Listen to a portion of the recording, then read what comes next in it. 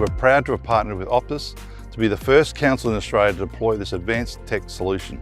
We've partnered with Optus in Myriota in 2019 to implement a new Internet of Things known as IoT solutions, which has never been done before. We'll work with their teams to deploy groundbreaking IoT satellite water tank sensors in outdoor water tanks located in remote locations across the Moreton Bay region.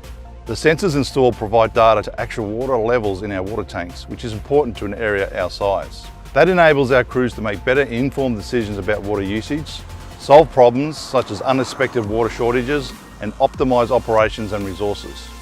We estimate the rollout of remote monitoring has reduced costs by around $20,000 per annum, which is a drop in operational and maintenance costs of nearly 200%.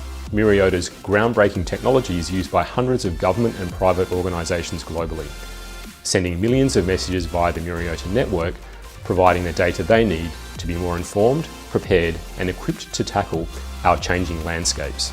This initiative builds on Myriota and Optus's Australian First Agreement, which brought together Optus's IoT networks and digital platforms with Myriota's direct-to-orbit technology, allowing for massive scale deployment of IoT devices across Australia.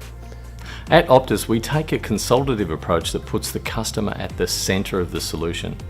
So rather than lead with technology, we start with an understanding of the customer's business issue and allow that to drive the use of technology and the resulting business solution.